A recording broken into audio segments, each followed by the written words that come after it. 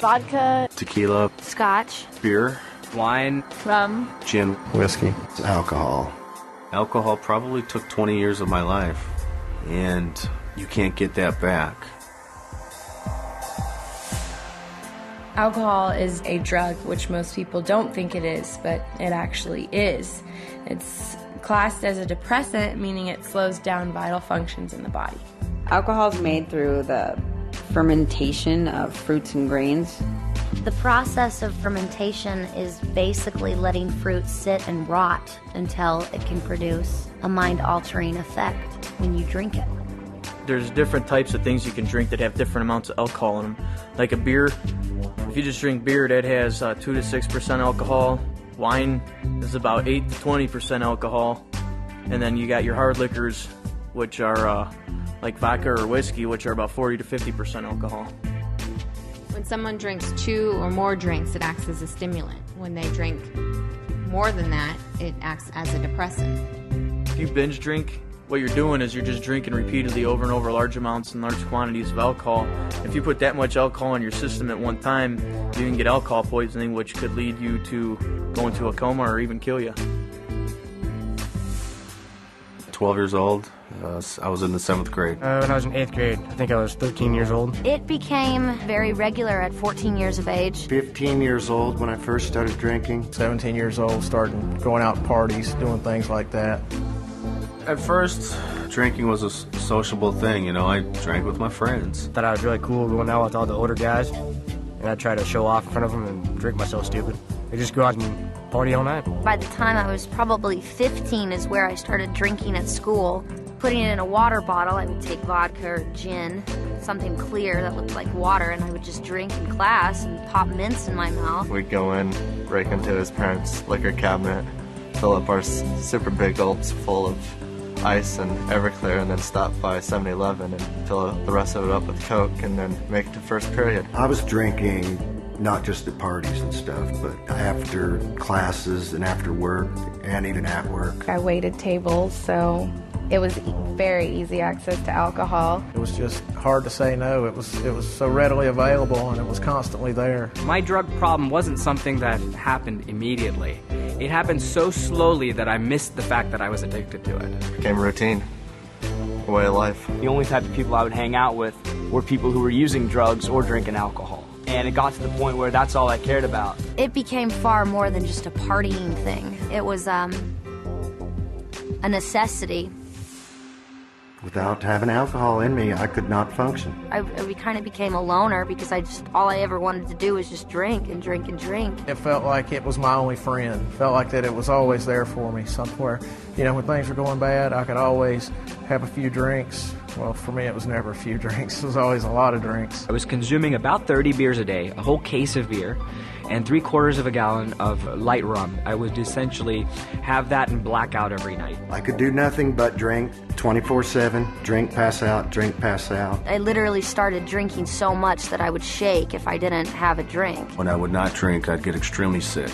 Deathly sick. Just really achy all over, and you have headaches, and you're so dehydrated that you have no energy. Alcohol had been, in and out my body so much that it had tore away some of the lining of my esophagus, and blood was creeping in. I was a physical disaster. I was that far in my addiction of physical withdrawal that when I shut that alcohol intake off, my body tried to shut down. The actual withdrawal from alcohol can kill you, for one thing, if it's too intense.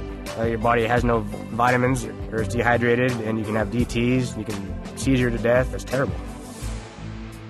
I got a phone call, that my father was in the hospital and that he was really, really sick, and that he wasn't going to make it. So the next day I got on a plane to go home, and my only way to confront this was to drink alcohol. So I showed up at the airport pretty drunk, and my family, saw me there, and, they didn't know what to say. The worst thing about it is that my father was kept conscious so that he could see me before he passed away. But instead of disgracing his memory, they'd put him on life support. I had gotten kicked out of this bar for fighting. I was beyond drunk, and I was attacked and raped. And I went home and I stayed in my apartment for a week. My mom would come knocking on the door. I'd pretend I wasn't home. I felt like it was my fault. You know, I was the one that was at that bar. I was the one that was getting drunk. I went home and I had a roommate.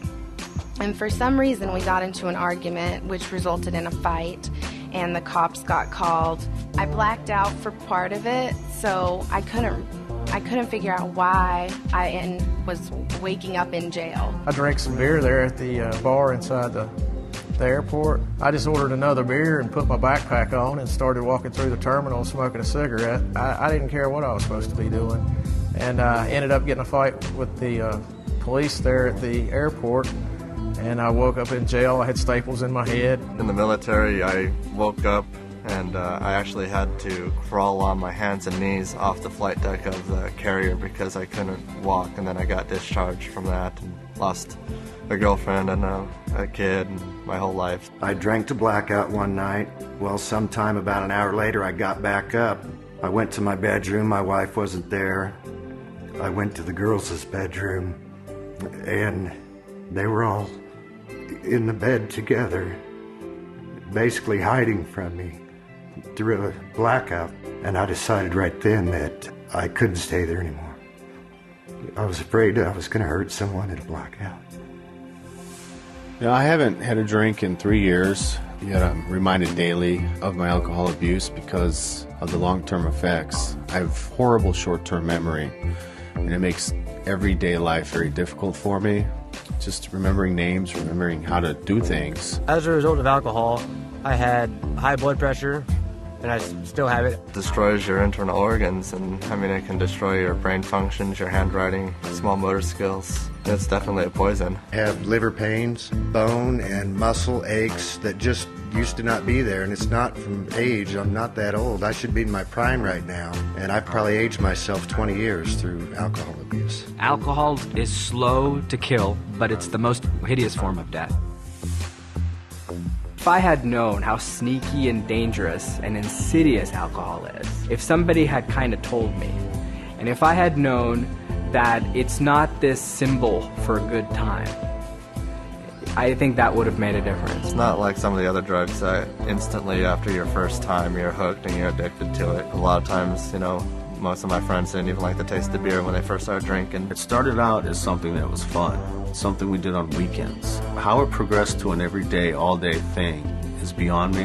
I have no answer to that. I do not understand how that happened, but it did. It's nothing but misery. The last 12, 13 years of my life, I've spent probably over $500,000, and over 4 or 5 years of that has been institutionalized, whether it be in a alcohol treatment rehab facility or, you know, incarcerated. Well, alcohol is just as bad, if not worse, than heroin or barbiturates or anything else. I don't know, if 60% of people go out to drink and get drunk, chances are that they're going to lead to something else and they're going to end up on the downward spiral. I may not be very old, but I have definitely seen some hellish things from alcohol. To be honest, I didn't think someone could get to the point that I was at my age. I thought that took years and years, but no, downward spiral. It might seem fun at the beginning, but after you get stuck in that lifestyle for years, you realize how not fun it is. It's terrifying.